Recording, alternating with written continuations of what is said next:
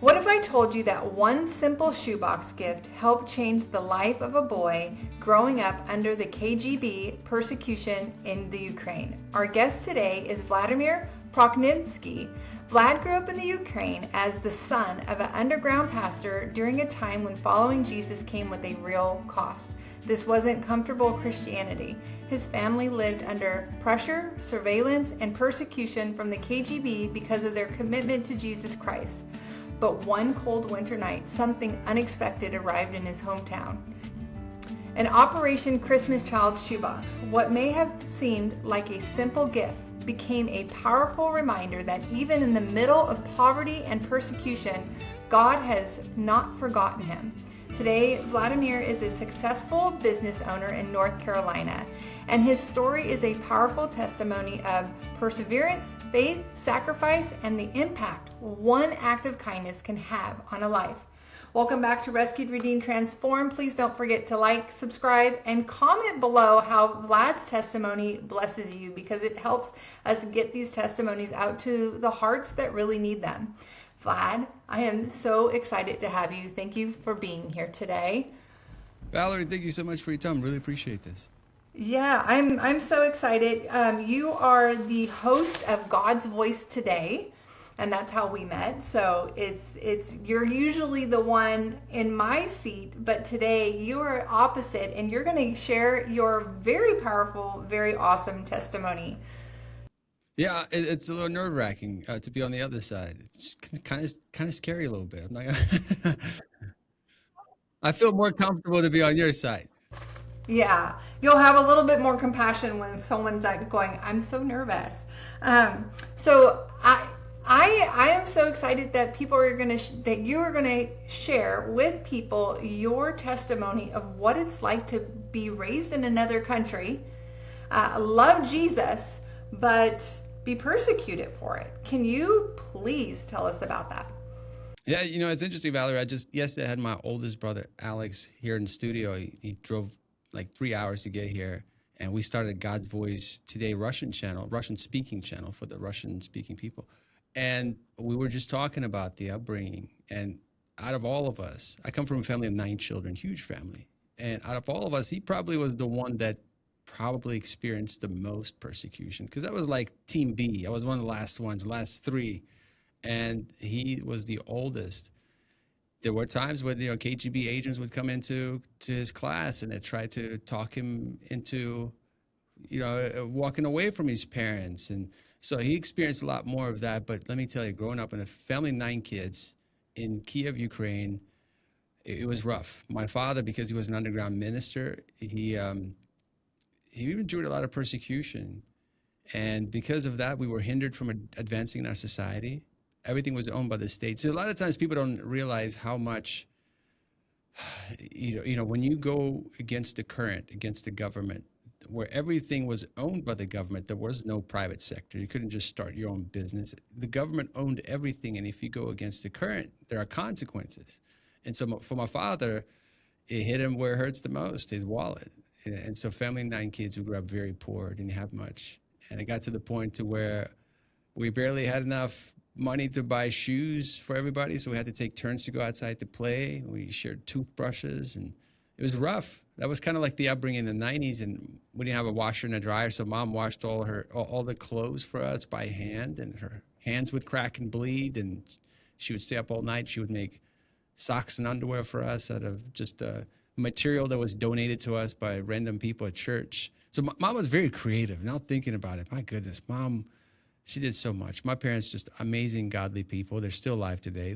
They live up in Columbus, Ohio, where it's so flat you can watch your dog run away for 3 days, possibly even 4, if the cornfields are not in the way.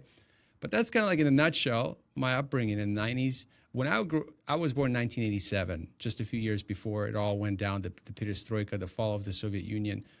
So I grew up in the 90s in Ukraine, in Kiev, when there was just everything went down, and there was a lot of chaos, a lot of confusion. So the persecution technically stopped when I was living there, but people don't change overnight.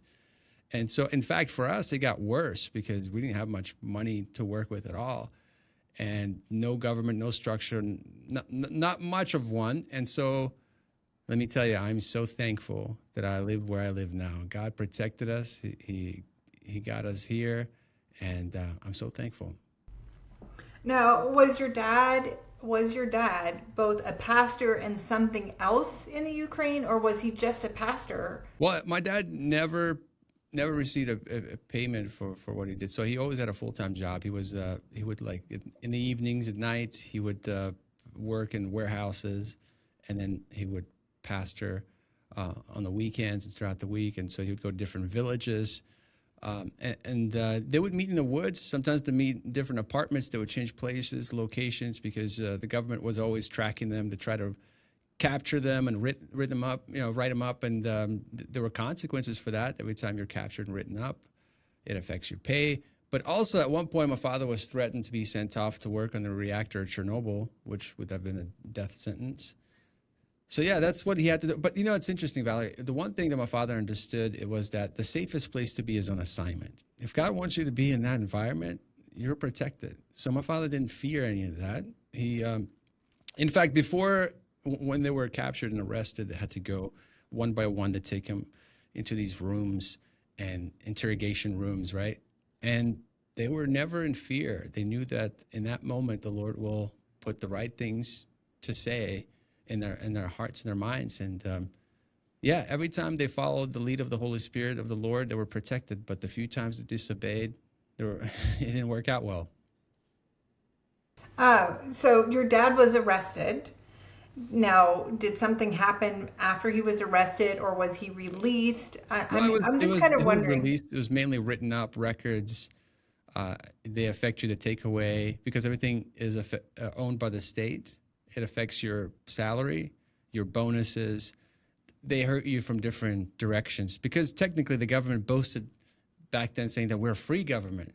You can do whatever you want, but it wasn't truly free. And so, there were consequences.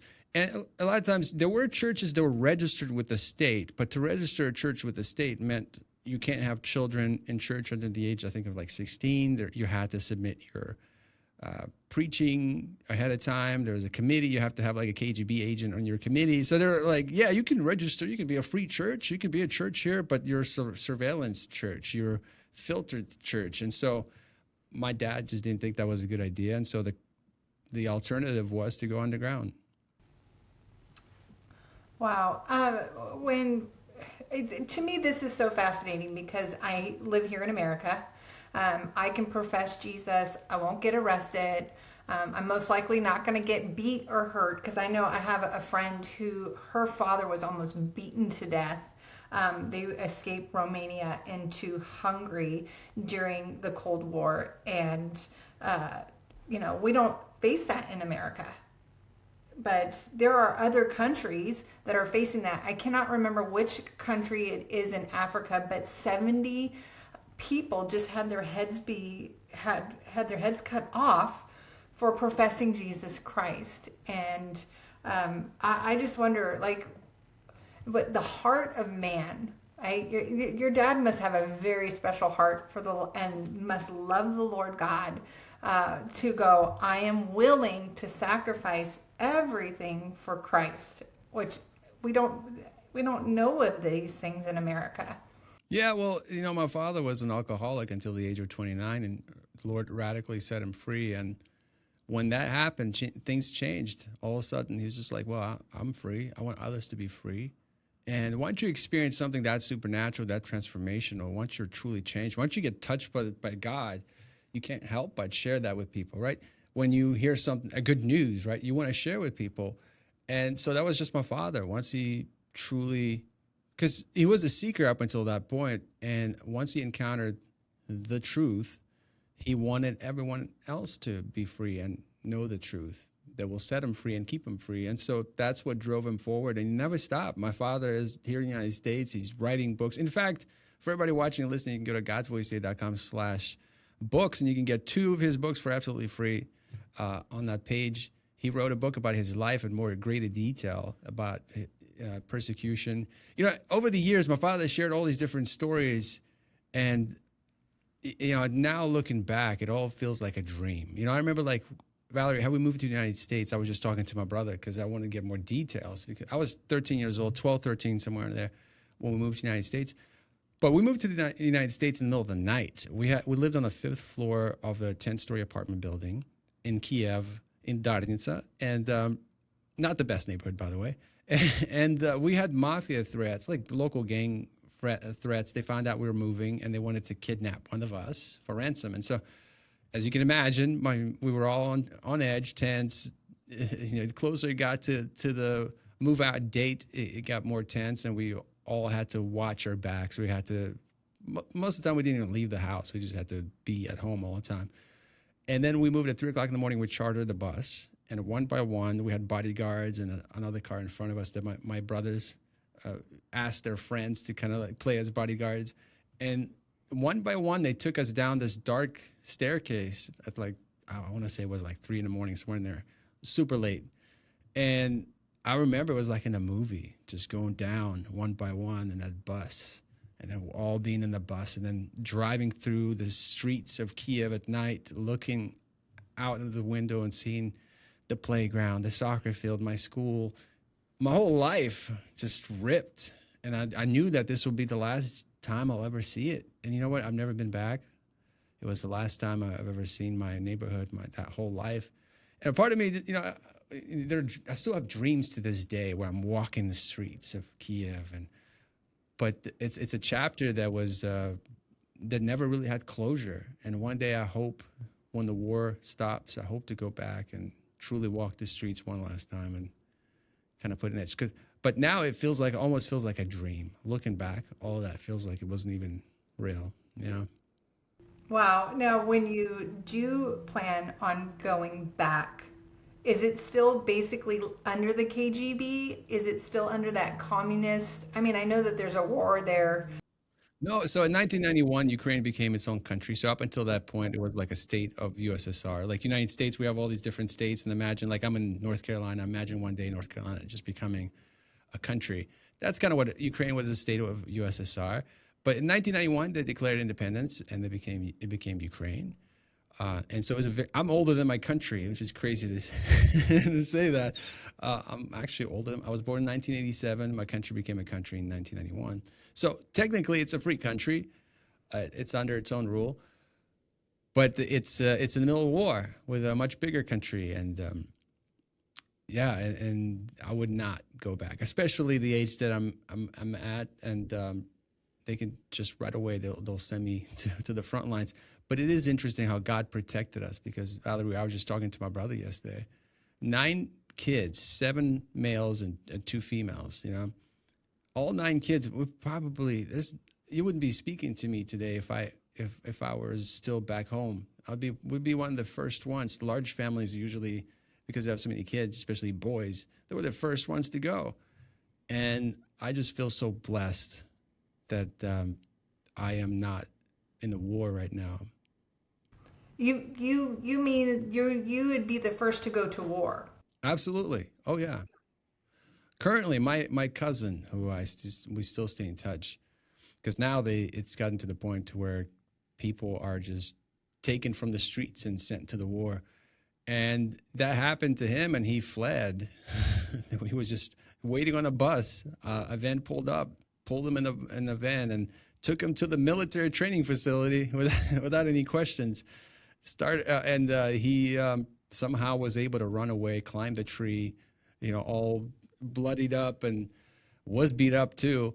And now he's just in hiding in the apartment, scared to even leave outside. So that would be, at best, that would be my life. I would just be either hiding or fighting. Both don't sound great, Now, how did your family end up coming to America? So this is my favorite part. We had 2 churches here in the United States. My aunt, who recently passed away, she moved here first, and she found 2 churches to sponsor our move. It was a Presbyterian and a Methodist church, both putting away their differences, coming together in East Tennessee, in Kingsport, Tennessee, and they sponsored our whole move. We moved here, and I'll never forget it. The Southern hospitality was real.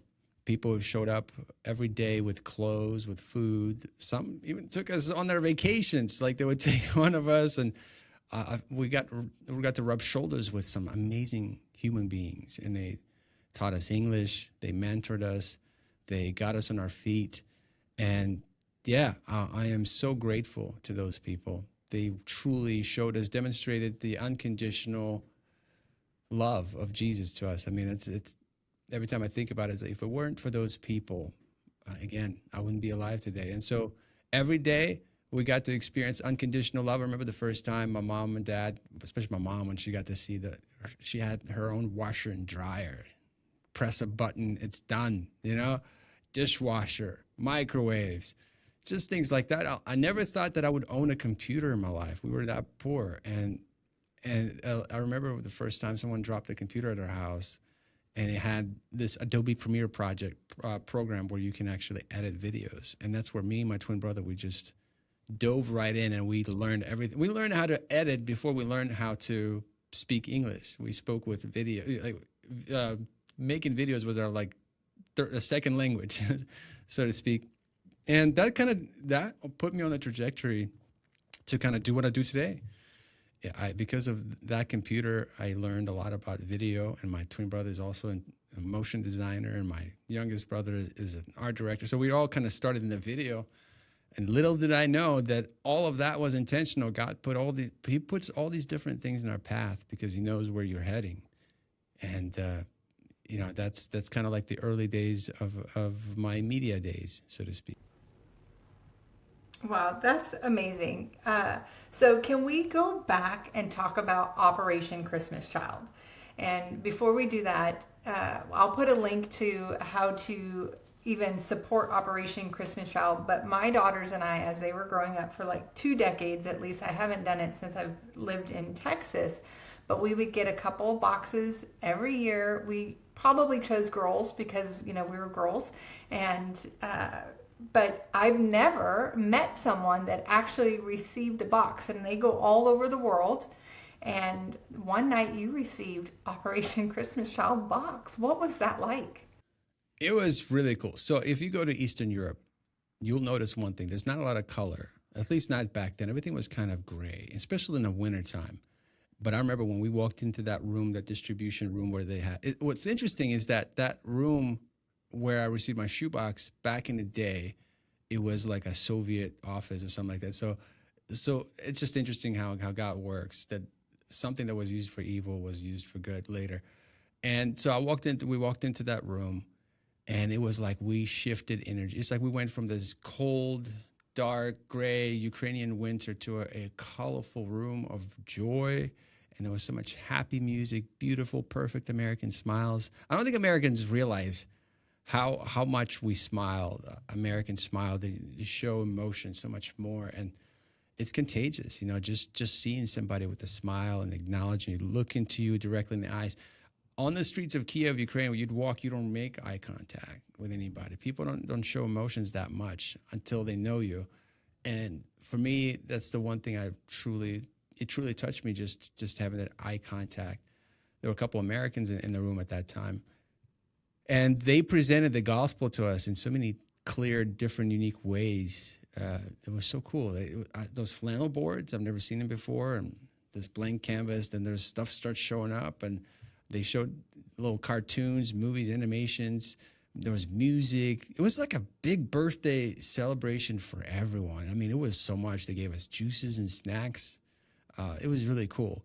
And then at the very end, and if they stopped at that, it would have been enough. But at the very end, they brought out those beautiful, colorful shoe boxes. And when I opened my shoe box, it's like everything that I imagined playing with as a child. Like back in the day when I was a kid, I used to, it's funny the things that we did. We used to find Coca-Cola caps, and we would flip them and drill a little hole through them, put a little match, put some string, and we made yo-yos out of Coca-Cola caps. We played with our shoes, pretending they were cars. We used our imagination, which, now thinking about it, is probably not a bad thing. Imagination, creativity is like a muscle. You have to exercise it, so we used our creativity. And so I played with my shoes, pretending they were cars. But when I opened my shoebox, I had my own yo-yo. It was this thick, cool yo-yo. And I'll never forget, it was so cool. I didn't have to make one anymore. I had the real thing. I had these Hot Wheel cars. I didn't have to play with my own shoes, pretending they were cars anymore. I had school supplies. And growing up, Valerie, something, man, now thinking about it, I have like pens and pencils everywhere, and all these markers right here that I have. But back in the day in Ukraine, like, it was the hardest thing for me to find was a pen, a paper before class. We always lacked school supplies. And right before the bell would ring, I had massive anxiety because my teacher, unlike teachers here in the United States, teachers in Eastern Bloc, they're a little different, a lot more direct, and they would hit you, yell at you, ridicule you in front of the whole class. And I knew that if I didn't find a pen and paper before the bell rang, I'd be in a lot of trouble. And so that's why right before the bell rings, I would just get so anxious and ask all of my classmates, like, can I have a pen and paper? And for a short season, a lot of people would let me borrow a pen and give me a paper. But after a while, they got fed up with me and my twin brother. And so they're like, no, you can't. And so there were times where the bell rang and we didn't have it. And the teacher, man, she would ask us, where's your pen? Do you have a pen and paper? I'm like, no. And we were so embarrassed. We didn't want to tell her that we couldn't afford it. So instead we lied and we told her that we forgot our school supplies at home. And that was the wrong thing to say. And she would make us get up in front of the whole class, walk around, beg for a pen and paper. My classmates were like, oh, here, And so, but when I received that shoebox, I looked in that shoebox, I had pens and paper and pencils. And they weren't just your regular pens and papers. They were like cool, colorful. Like no one in my city had anything similar to what I had. And so it kind of made me feel very special because it feels like it's a flip, because when I came to school with all these cool new supplies, everyone wanted what I had. So they were asking me. And so it made me feel very special. I also had this dental floss that I thought was candy. I didn't know what dental floss was. It wasn't until we moved to the United States where I learned what dental floss was for. But I remember licking the strings, thinking it was candy. It was minty. My whole mouth was like numb from all that mint. I got it together in a ball and put it in my mouth. And there was a guy sitting across the room, and I could tell he was confused. He was looking at me. He was like, what is this guy doing? So he came up to me in his broken Russian, tried to explain to me that this is not what you think it is. He tried to. So I thought that what he tried to communicate to me, that it was a toothbrush. And I remember thinking, now I'm even more confused. Like, how are you supposed to brush your teeth with a string? Again, it wasn't until years later when we were at our first dentist appointment, and the dentist was demonstrating what the dental floss was really for. So I felt pretty silly. But, now looking back, I'm not that young anymore. I'm 39. It's been 30 years, wow, since I received the shoebox. And looking back now, over the years, you forget about all the little details, and there were a lot of details. I had somebody put a picture of themselves. For a lot of these kids, they don't have families. And when they open up this gift and they look at this gift and they see this gift and there's a picture, they're like, oh, that's my family. They'll adopt you without you even knowing it. And on the back, there was a little message. And so over the years, you forget about all the little details, other minor details. I just remember the bigger ones, right? But you never forget how it makes you feel. It made me feel very special. And I always say that God is love.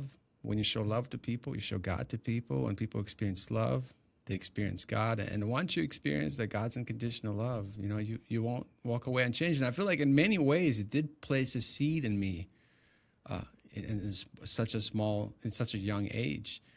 And so that's why I'm a huge fan of Operation. I'm no longer active. So for 9 years, I was, I don't know if you know this, but I worked for Billy Graham as a web designer and developer. And on my first day at Billy Graham, I happened to mention to them that I received a shoebox from Samaritan's Purse Operation Christmas Child. And Billy Graham and Samaritan's Purse, it's a sister organization. I think Franklin Graham is a CEO of both, if I'm not mistaken.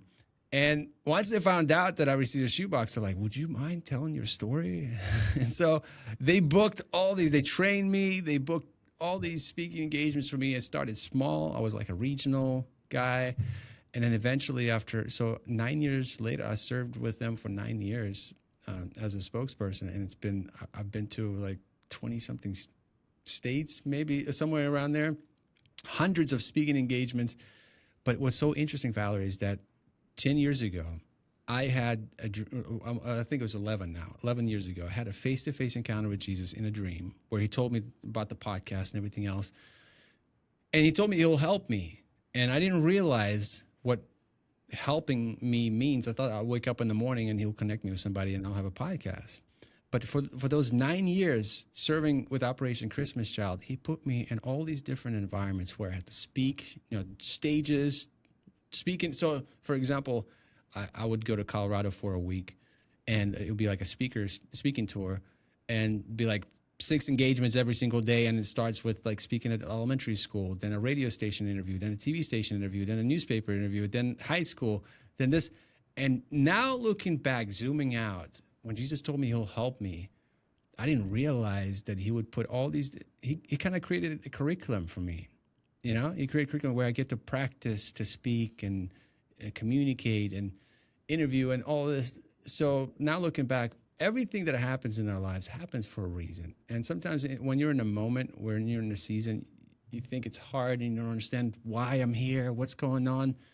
But years later, as you zoom out, you start connecting the dots, and I see what God was doing. I just didn't think it was going to take 10 years to get to that, Wow. Vlad, this is so cool because, again, did it for 20 years. I might have even done it before I even had kids, and we never know how it impacts somebody. We just know it's going to some kids somewhere outside of America. I'm not sure, does Operation Christmas Child do anything in America as well? Because we have poor kids in America too. I've been disconnected from them for over a year now. I know we pack them here, but I tell you what, for everybody watching and listening, when you pack a shoebox, and I think everyone should, I think it should be like a Christmas tradition for everybody. When you pack shoeboxes, one thing that I always tell people to do is put a picture of you and write a message on the back. Like, for example, for me, I always pack for a child my own age, and I put a picture of my family, and I say, hey, when I was 9 years old, I received a shoebox just like you, and we lived in darkness, and life was tough. And then I share a little message for him. It's like, hey, hang in there, little buddy. Like, it'll work out for you, and stay strong, believe in God, and share my testimony, how God brought me from that moment to where we are now. And, man, I'm telling you, that letter can go a long way. Give a gift, but at the same time, give them a message, give them a little hope, give them a picture. And that's something that always puzzled me over the years. Why would someone pack a shoebox? And, people, I've traveled the country, I've seen what people put in those shoeboxes. Some people go all out. I mean, they go all out. People make custom stuff. It's interesting. When I was, I forget which state I was in, but there was a group of older ladies, and they would create things like dolls and different things, scarves from scratch, and put them in these shoeboxes. There's so much love goes in these shoeboxes, and children on the receiving end, they receive that love. They feel that love. When you open that shoebox, you feel it. And that always puzzled me. Like, why would somebody take so much time, money, resources to do something so kind for a person they don't even know and probably will never meet on this side of heaven? And man, that's why all the volunteers, all the people that are involved with this project, man, I have massive respect for these people because they do it unconditionally. They don't even see the fruit of their labor. And so when I travel the country and when I went to all these different events, I'm like, I am the fruit of your labor. And so if you ever pack the shoebox, I am the fruit of your labor. And man, I'm telling you, pack a shoebox. It not only that, but the gospel comes in these shoeboxes, Valerie. I don't know if you know, but when children receive their shoeboxes, they're then invited to come and participate in a 12-lesson discipleship course called The Greatest Journey, where they learn more about Jesus. And man, it's just the ripple effect is massive. I wanted to ask you about that. So you're 9 years old, you receive this box, and you get this gospel message. And being the fact that your dad was the pastor, were you wrestling with God? Were you not hearing the gospel message? Were you out on the gospel message because there was such struggle? Or what was happening? Because it seems like it was a surprise to you. And I remember the felt people and the felt stories. Well, just because you grew up in a Christian family and dad is a pastor doesn't mean that you're on the right path. I strayed away from the Lord, and it wasn't until like when I was 2021, somewhere in that age where I returned back, but the foundation was strong. So for me, we need to be reminded more than taught. And when things were presented to me, it's not even the gospel that was presented, is the unconditional love and generosity. That's why I have kids. I have a 10-year-old and a 13-year-old. They're on a summer break right now. And what I love about this project is that it forces us to practice generosity. It forces us to, I remember when they were kids, they had such a hard time with this at first. We're like, we're going to go buy a bunch of toys and we're going to put them in a box and give it to somebody else. And I'm like, what? How is that exciting? But then I tell them the story, like, look, daddy was this age and he didn't have this, and he had to share a toothbrush with his siblings. Oh, that's another thing. I got a toothbrush in my shoebox. And it wasn't just, it was like a rock star toothbrush. It was like the one to rule them all. It had so much color, so much personality, the way it was designed. It was beautiful, it was colorful. And so to me, it wasn't even so much about that the gospel was presented, because at that age, it wasn't that. I was just excited about the gift. But I think as years went on, it planted a seed of, why would somebody do such a nice thing with no strings attached? I mean, the only thing that had strings attached was my dental floss. But that to me, what kind of messed me up in a good way and made me more generous. Because, once you experience generosity, true unconditional love, you can't feel that unconditional love and not reproduce it, Wow. This makes me so happy, because again, I know that some little girl somewhere in the world has opened up our gift, and we always put toothbrushes. We always put, I don't think we could put toothpaste in it, and we always put whatever my girls were into at that age, a Barbie doll or animals, and we would go to Target. We wouldn't go to the dollar store. We would do that too. We'd go, let's go all out. Let's give to somebody that doesn't have anything. And man, it makes me full of joy.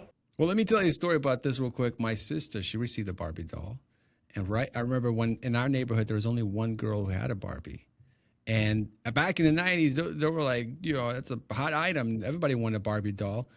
And only the rich ones had them. And so this girl, her mom did not want her to take it outside because she was afraid it would get stolen, broken, or lost. And so this girl would get on the balcony and she would show this Barbie to all the little girls in the neighborhood. And they would all just look up. It was like a sad scene from Romeo and Juliet, right? And just look up. And it was like the Pope coming out on the balcony. It was, everybody would gather. But when my sister received her shoebox and she got the Barbie, she made sure to arrange sleepovers with this Barbie for all the little girls in the neighborhood. They all got to hang out with this Barbie. And before we left, she gave this Barbie to another family, and that family gave it to another family. So your gifts bless more than just one person. They keep on. This Barbie is probably still somewhere in Ukraine, probably missing an arm or leg, but it's probably still blessing somebody somewhere. These gifts truly last a long time. Even the shoebox itself, like I remember saving that. That was special too. Some people make these cool shoeboxes. Nowadays, you can get the plastic one, and that's a gift in itself. You can store things in them. So nothing goes to waste. It's like Native Americans, right? Nothing goes to waste in that culture. Same with these shoeboxes. They will put it, even if they don't understand, like dental floss. I didn't know what it was, but you know what? After the mint wore off, I made floats. I used it to tie different things. Everything was used I used my imagination, let's just say that. It's really hard to imagine that we're in the year 2026 and that children somewhere does not have something as simple as a Barbie or a car, Hot Wheel, or a toothbrush. It actually mind boggles me because like that's what we're supposed to be doing. We're supposed to be guiding and loving and providing for the children so that they will lead the way, right? In the famous words of Whitney Houston, show the children the way they're supposed to go, which is also biblical.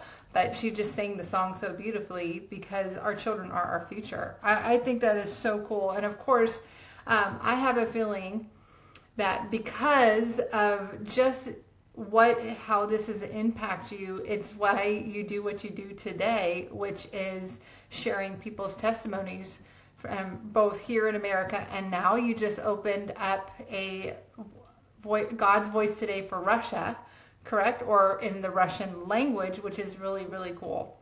No, it's a full circle kind of thing. It's amazing. God's been so good. But you're right. All the different things that happen in your path, that little seed of unconditional love, it did something to me. I can't say that it didn't change me. It changed me.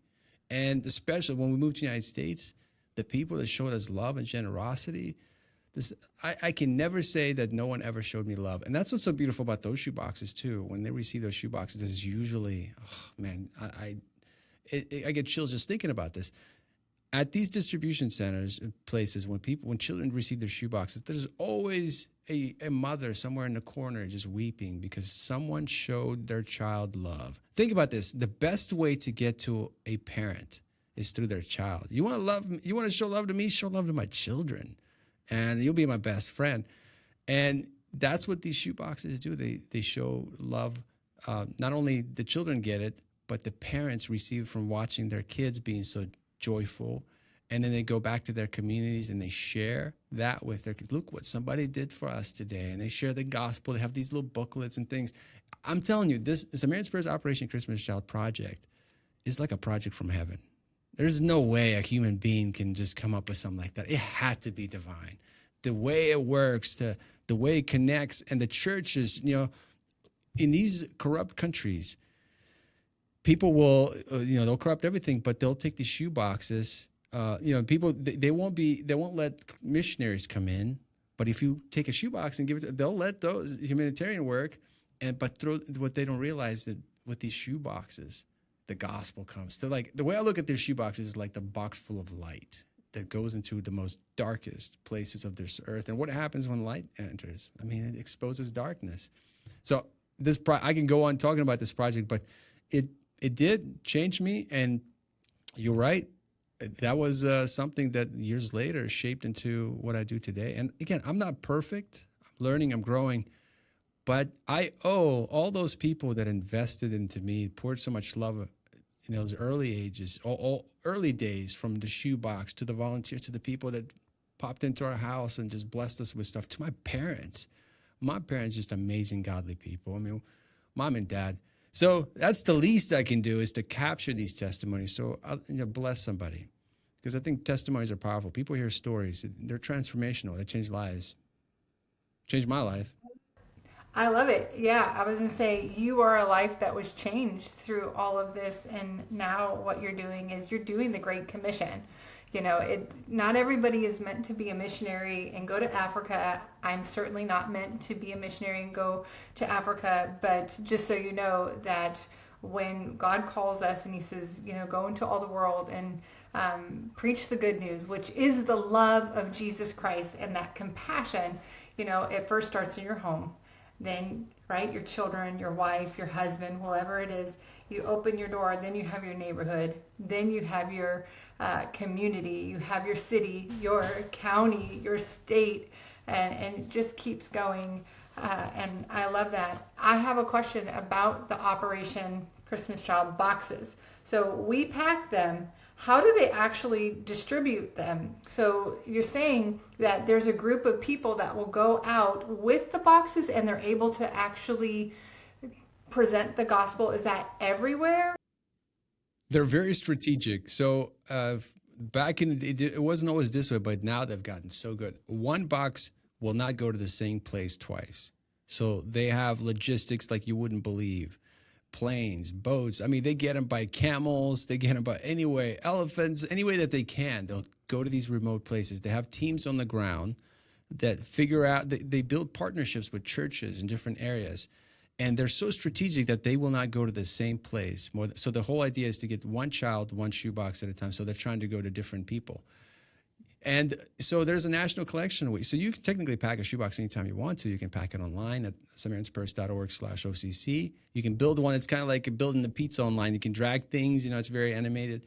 And but you can also pack a shoebox. And every year there's a national collection week. It's usually, I think it's like the third week of November. If you go to SamaritanSpurs.org/OCC, you can get all the information. And so all these, imagine during that third week of November, all these churches that participate, thousands. I want to say, I'm not going to guess because I'm not up to speed with all my numbers yet, because I haven't been part of the Samaritan Spurs national spokesperson system. But they have thousands of churches that open up doors, and you can drop off. You can actually go to samaritans.org/OCC and enter your zip code, and you can see the closest church near. And I guarantee you, it's just a few miles away. There's every church around participates as a drop off, and you drop off your shoebox, and then they take those shoeboxes. I think at that time when I was there were like eight processing centers in the country. There's one here in Charlotte. It's a massive one. And it's like North Pole. I mean, you go there, it's fun. And so they come to trucks just driving to these processing centers. They process different shoeboxes. And if you haven't been, you can sign up to volunteer to process those shoeboxes. I've done it. It's so much fun. It's kind of like a conveyor belt. It goes in, you check the stuff for, shoeboxes, make sure that people didn't put anything that they're not allowed, and you pack it, you close it, and every week there would be containers going to different countries, and so then they're shipped to different countries, and because of customs and regulations, that's why they stopped candy back in the day. When I got my shoebox, candy was allowed. Now the toothpaste, because it slows them down at the when they enter the country. Those perishable things slow them down, and sometimes they're in massive heat in these containers, and like toothpaste stuff when people open shoe boxes, they can be ruined. And so I see why they do what they do, but rest assured knowing that the gospel comes in these shoe boxes, and they're so creative, so intentional how they get into different countries, some of the most dangerous parts of the world with these shoe boxes. What is your sister's name? Nadia. Nadia. So remember, when you're packing a shoebox, it's a very particular size. They don't want the extra large shoe boxes. They want regular shoes, which I think you can even find the plastic containers that are in the size and shape of a shoebox at the dollar store, Dollar General, or even at Target and Walmart, and then pack that, because like you said, it goes a long way. And so next time you pack, you can be thinking of little Nadia or little Vlad receiving that gift. It would be really cool. My husband just came back from Uganda, and he shared with us a little boy picture, and they did so much ministry for children in Uganda that are coming out of that war, right? And a lot of them are still in encampments and are orphaned or something, and they put on a production for them, and it was over 3,000 kids. And I just he was showing me pictures, and I thought, oh my gosh, I wonder if our shoebox ever went to these kids. And one of the little boys, so if there is a doctor out there, please contact me. One of the little boys, his eyelids did not develop. I'll have to make sure that we get the picture in here so that they can see it, because they need a doctor that can basically cut his eye and give him eyelids. And they believe that he can see because he knows when it's dark outside and when it's light outside. And so they're going, well, he has sight, he just doesn't have eyelids. So, but it makes me just so smile and my husband came back and really said how impactful it is to go and love on these children, and what it does. You never know how you're going to change a life and be a part of making heaven crowded, right? So little Nadia, that little boy's name is Moses. Little Nadia, little Vlad, little Moses. Can I ask you, can you tell me about your Jesus encounter? I love hearing encounters with the Lord. And I love telling mine, of course, but can I hear your encounter? Yes. Life-changing for me. So there's so much backstory. And again, if you go to my YouTube channel, the very first episode, I go in greater detail telling that story. But basically, when I was, I used to work at the medical center at Ohio State University Medical Center. I used to pass food trays, and I used to drop off food trays at these people who had near-death experiences. They'll tell me different things. And so I worked there for 5 years while I was in college, full-time. And I heard a ton of interesting things. And then I would pray for people a day. And so that kind of, I was like, man, wouldn't it be cool to one day start a channel called God's Voice Today, a podcast, and like share these stories that like, what is God doing in people's lives today? Like, how cool would that be? And I kind of entertained that thought. I was like, wouldn't that be so cool? And so finally I get my dream job as a graphic designer at this church. And I loved it. because up until that point, I used to just deliver trays, just up and down elevators, 12-hour shifts, weekends, holidays. Just, it was a lot of work. But now I had a job Monday through Friday, just designing stuff. And so I thought, I'm going to start this podcast. I'm going to try it. So I got the equipment, this and that. But then I recorded myself, and I realized I don't sound good. I realized I'm like, English is not even my first language. Like, what am I doing? Something like this is stupid. Like, I should never do anything like that. And so I got all the equipment, and I put it away on the shelf. I said, forget it. I'll have to sell it, resell it on eBay. But then I get I don't know. It was a dream, but it was not a dream. I can't explain it. In this dream, I encountered Jesus face to face. And there's a backstory. I'm going to spare the details, but basically Jesus was, you want me to, okay, I'll back it up. So I was on the edge of this forest in this dream, and subconsciously I knew that I was somewhere in Ukraine. I don't know why. I've never been to this place before. And subconsciously I knew, imagine there's like a thick forest right in front of me, and to the right there's like just open field, and there's a house in open field facing the forest. And I'm looking out this window, sitting on the couch. There was this curtain that was see-through.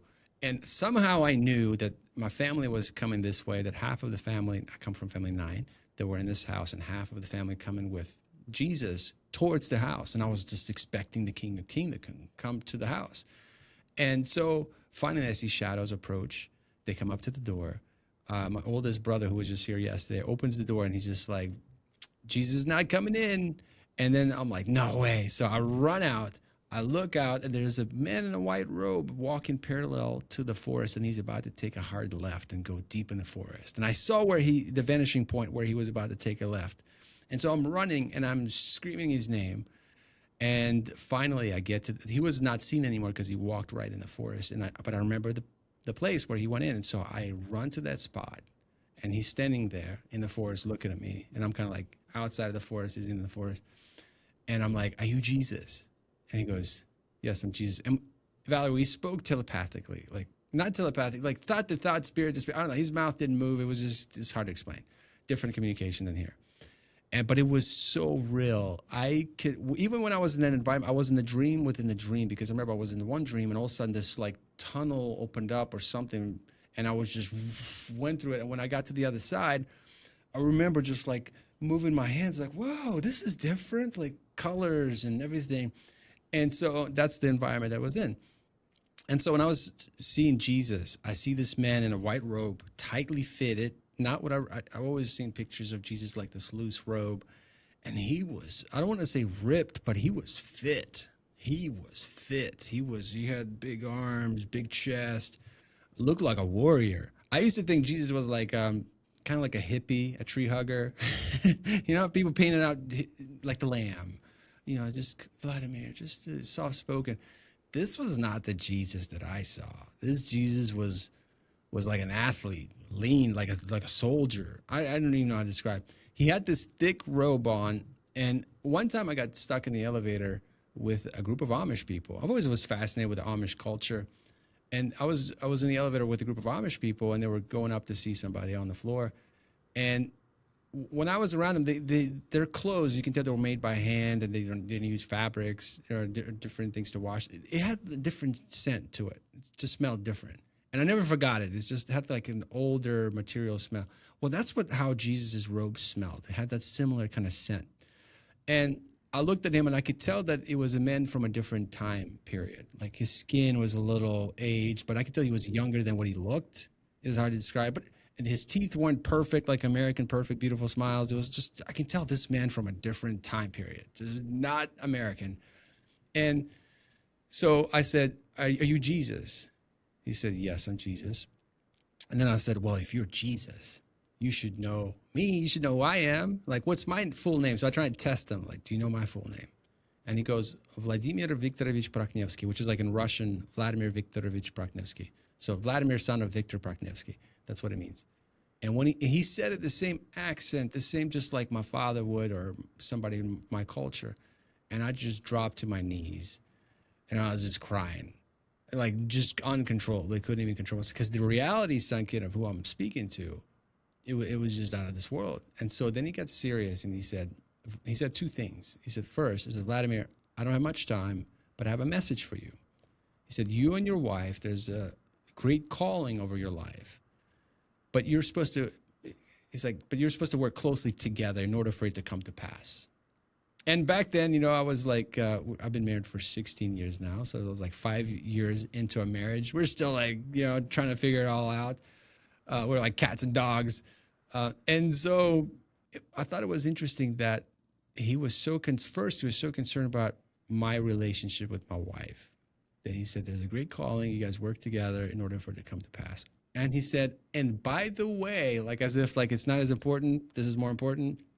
He said, that God's Voice Today podcast thing. And I interrupted him because I was like, I was not expecting him to say anything about podcasts, because just weeks before that, if not days, I can't remember when I put away that dream, I just decided to stash it to this. I completely put it away because I didn't think I was a good speaker or anything like that. And he said, by the way, that podcast. And I said, what about it? Like, I just didn't even let him finish. He said, don't worry, I will help you. And that's all he said. And then turned around, and I looked around, and there's this entourage of people. Like, how come I didn't see them before? And there were silhouettes. Like, I couldn't make out who they were, except for who was standing to the right of Jesus. And it was this giant ladybug. And when I say giant, it was to his waist. If like to his waist, or maybe to his knee, somewhere between the knee and the waist. And I'm like, oh, this is ladybug. Like, what is this all about? And the ladybug looks at me, I look at it, and it kind of like waved at me. And I felt this unconditional love. I felt like I knew who this was, but I didn't know who it was.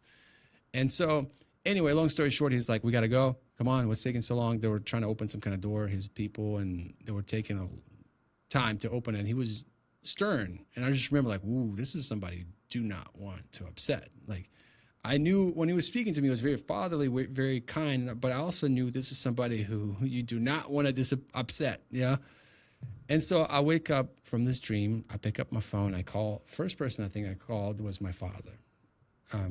And so I call him, I share the story with him, and I get to the point to where the ladybug point, and something like after the dream was over, I was like, what's this about? Like, ladybug, this is weird.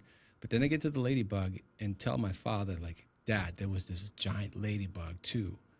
And in Russian language, in Soviet Russian language, ladybug, direct translation is God's cow. God's cow. That's what we call ladybugs in former USSR. And so when I got to that part, I was like, and there was this giant God's cow. And I was like, wait a minute, Dad, let me call you back. So I did some research digging around, and it's interesting how ladybug is all throughout poems in different parts of Italy. They call ladybugs the shepherdess of Christ. There's a lot of different connections to Jesus and ladybug and Virgin Mary and this and that, all that stuff. So anyway, it's interesting because that ladybug kept appearing. Like my last day at work at Billy Graham, I was so nervous because I was starting my company with my twin brother. I was nervous. I invited everybody from my Samaritan Spurs Operation Christmas Child family, and we were all eating lunch inside of the Billy Graham Evangelistic Association that had no windows that were open. We're inside the cafeteria, and there was like last hurrah, and I'll never forget it. There's a lady that leads the whole shoebox side of the Operation Christmas Child. She says, Vlad, look at your shoulder, left shoulder. I look, and there's a ladybug on my shoulder. And every time there was like an important decision, I remember in my office, when I started God's Voice Today, I was nervous, anxious, and I looked down. In my office, there's no open windows anywhere. A ladybug. Now, the ladybug was dried out, it was dead, but still there's a ladybug right there. And so interesting how God works. So I thought instantly I would wake up, and the next day I'd have this podcast and everything would be amazing. But it took me 10 years to get to this, And then, but I worked for Billy Graham. I worked for Sid Roth as a communications manager for him. I worked for a lot of ministry in media. So God took me through. I worked for Internet Evangelism Department at Billy Graham. I saw how the Internet Evangelism works. I was a web designer, web developer, graphic designer, podcast editor, video editor. Also, all these micro skills that I had to have to do this. God put them on my path. And now as I look back, because a little over a year ago, like a year and maybe it was like a year and a half, year and 8 months ago, I forget. That's when I started God's Voice Today. And within 8 months, over 100,000 subscribers, millions of views. And it happened all quickly because of the micro skills that God put in my path And I up until a year and a half ago, until actually now looking back, it didn't make sense. Like, why was I going through it? Now looking back, the 39-year-old Vlad, looking back at the last 10, 11 years, and I'm like, man, I had to repent because I was so impatient. I thought that I missed it. I thought that my train was gone. And now I look back like, Lord, wow, over 27 million views. I calculate across all the channels, like 260,000 subscribers. I'm just like, I'm not smart enough to do any of this. I know it's not me. And it's the stuff that is all because of that dream and the prayers of my parents. And I'm just so glad that my parents got to live long enough to see all of that come to pass. We go back to Jesus. Can we talk about him? My experience and my encounter with him, and I've had several. I've had, I think, total of 3 where he was in person with me, and I'm like, hey, no, 4. I was 4 with him. That is exactly how I would describe him. He's buff. He is not little. He is a warrior. He doesn't let me remember his face because I always say, I will tap out. I'll be like, peace out, earth. I want to be in his presence forever. But he's so buff, and he is a warrior, and he has so much authority. You want to obey him. You're like, oh, I need to obey this person. They know what they're talking about. And of course, it's Jesus Christ, Lord and Savior of the world. Do you remember looking into his eyes? What's that one? There's a painting that a girl painted of him, which was pretty close. But recently I saw, what's the one that they found, gosh, I'm going to mess this up, a rendering of Jesus from the cloth. Somebody did digital. When I saw that, I was like, oh my gosh, that is him. He had just the cheekbones, but the eyes, I do not remember, like seeing his eyes. I just remember the teeth. I remember they weren't perfect. I remember the skin, the cheekbones. I remember it was like how worn and torn it all was. Like it looked like a man that was much younger than what he looked. It just looked like somebody who was under the sun a lot or out in the open. Yeah, very tan, very. But what got to me wasn't. It was how strong he was. That's what, like, my big takeaway is, because I know some people, I've interviewed people that like the eyes. I just saw the strength, and maybe for a guy, maybe that's what I needed. Maybe in that moment, because he shows up to different people, different things people experience. But for me, because all my life I was told that Jesus is like this frail guy. And what the Jesus I saw, I don't think there's an athlete on this earth that can compare to how strong he is. And every word, like a man of few words, but every word was just deep. But to me, main thing, it was the strength. When I walked away saying that this is the strength that this is what I am supposed to model, to be this kind of strong. And he was very strong physically. Now, do you remember how you felt in his presence? Secure, 100% secure.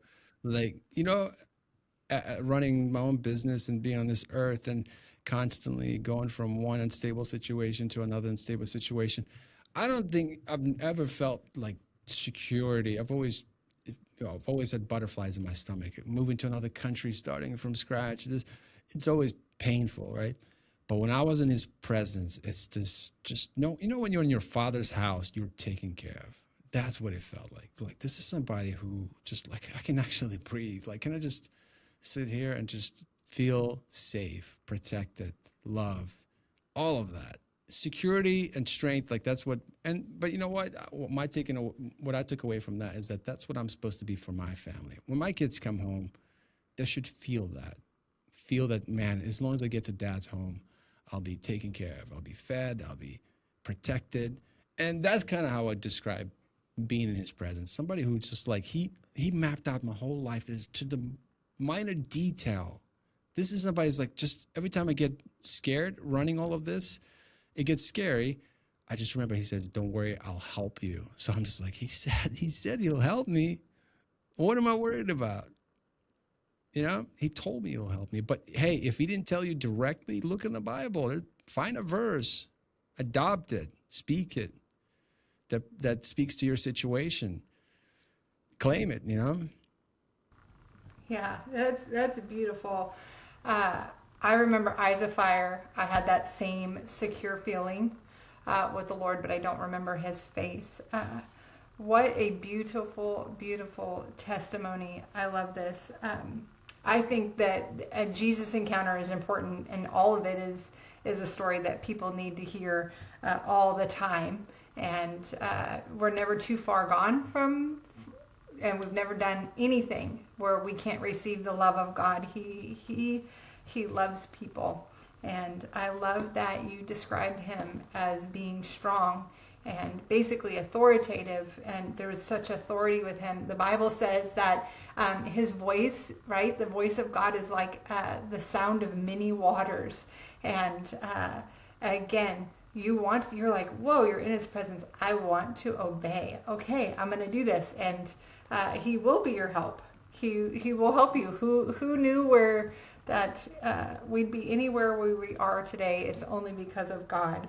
Now, Vlad, if you had the attention of just about everyone, is there anything that you want to tell people that you're like, you definitely need to know this or hear this? You said that in the beginning. I almost panicked. I was like, oh my gosh, this feels like a heavy question. Like I need to tell him something huge, something big. But lately, I just kind of been defaulting to God your love with everything in you, and God your neighbor love your neighbor as yourself. And I think because a lot of times there's so much noise, so many different things, and it's so easy to get distracted, caught up. And the most important thing you can do is seek him first. First seek the kingdom of God, his righteousness, and the rest will be added unto you. And so that's all I can tell people. Because, man, I thought about all these different things that I can say and all these cool quotes.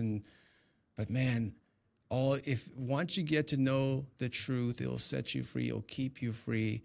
One creative idea from the Lord will change your life in an instant. I'll give you an example. I remember one time me and my twin brother had a company together for 5 years. And, man, first 2 years, we struggled. Struggled. And because I tried to do everything in my own strength. We both did. We tried to do we can do this, but not once we thought to ask God. And so it dawned on me that the unlimited source of creativity is in you. Greater is he that is in you than he that is in the world. The same spirit that raised Jesus from the dead is in you. And so I just humbled myself and asked God to help me in that situation. He sent me one idea, Valerie. It changed our whole business, our whole trajectory. One idea from the Lord, and your whole life, your whole situation can change. So that's all I can tell people. Just, man, cry out to him, seek him, and not this casual thing, all in you. Just go all in on Jesus. You will never regret it. I promise. You won't regret it. You will not regret it. I think he's the be all end all, but that's my take on it. I just can't live without him. I need him. Would you pray us out? Thank you so much for being here. Thank you for sharing your testimony. I think it is amazing. I only knew this much of your testimony, and now I get to see and hear a bigger picture and see how your kindness, America, or even people all over the world, how when you do something in the name of Jesus, like give a shoebox, it changes the world of people. It changes their life. It changes even the trajectory that they're moving. Who knew if you would have never gotten that shoebox, where you would have, if you would have had a heart for the Lord? I think eventually you would have. There would have been that. I think that cry would always come through because he never stops pursuing us. But I love that he pursued you even as a young child. Valerie, thank you so much before I pray us out, I just want to say thank you so much for having me on. Really enjoyed this. But let's just jump into prayer. So, Father, I lift up every single person right now watching. For those that are watching and you feel that tug, your heart right now is tender and you feel like you should reach out to him, because that moment may not come again. Your heart might be hardened. But I pray that everyone watching and listening will not only find their purpose, but they will fulfill their purpose, and they will hear the words, "Well done, my good and faithful servant." In Jesus' name I pray. Amen. Amen.